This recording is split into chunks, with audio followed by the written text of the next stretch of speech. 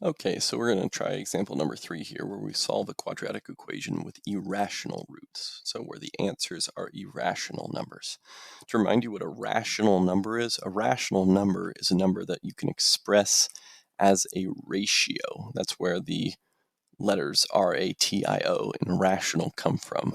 They are numbers that are coming from ratios. So for example, what I mean is the number 4 is a rational number. It could be expressed as a ratio of other numbers. So let's say like 32 divided by 8. Okay, that's a ratio of two whole numbers. So therefore, we call 4 a rational number. The fraction itself is a rational number. So if I say 7 over 22, that is a rational number. I believe, so pi is 3.14, and the numbers kind of go on and on.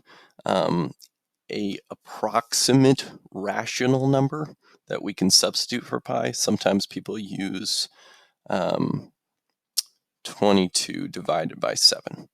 Okay, 22 divided by 7 approximately equals pi. It is a rational number, so this is a rational number, whereas this one is not. Okay, pi cannot be expressed as a simple fraction of two whole numbers. It goes on forever, and numbers that go on forever cannot be expressed as a fraction with a whole number on top and a whole number on bottom. Okay, so that's just kind of the difference between rational and irrational numbers. So we are expecting in this problem to arrive at a solution that cannot be expressed as a fraction made out of whole numbers. We're going to get something slightly different, but the process is basically going to be the same. Okay, we are going to first start by rewriting our equation into standard form.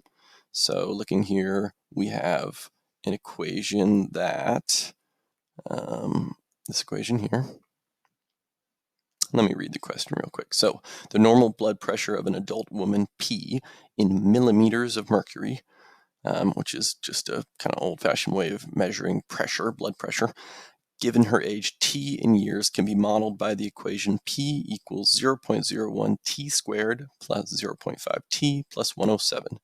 If Seiko's blood pressure is 120, how old might she be?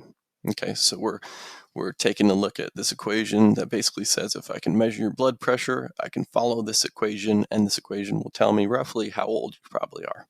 Okay, so we have the original equation, which I circled. What do we need to do to get it into the standard form? Well, it needs to equal 0 rather than 120. So let's subtract that 120 off. We have to subtract it from both sides. So when we take it away from the first side, 107 and 120 are 13 apart. If we're taking away more than we started with, we're going to end up with a negative number. So we're going to end up with negative 13. Okay, and that will all equal 0 because we've taken away 120 from both sides. That means our A, B, and C terms are 0.01, 0.5, and negative 13. So we're going to plug those in. We're going to plug those in, and we're going to get, instead of our quadratic formula, which says negative b plus or minus the square root of b squared minus 4ac all over 2a, we're going to end up with negative 0.5 plus or minus the square root of 0.5 squared minus 4 times 0.01 times negative 13 all over 2 times 0.01. That's going to simplify to negative 0.5 plus or minus the square root of 0.25 plus 0.52, which will add together to become 0.77. As we follow those steps, we end up with our two answers, one where we use plus the square root of 0.77, and one where we use minus the square root of 0.77.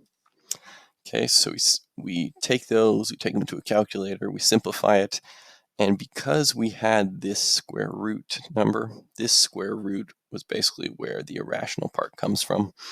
Okay, 0.5 and 0.02 can both be expressed as ratios of whole numbers, but the square root of 0.77 cannot. So that is why we end up with this little sign here. This guy, which is not an equal sign, it is an approximately equal sign. Okay, what that means is that the real number is like 18.9124, whatever. There's some numbers after the 9. There's some numbers after the 9 on the other answer. But we are simplifying to one decimal place here, and the solutions therefore are going to be approximately 18.9 and approximately negative 68.9.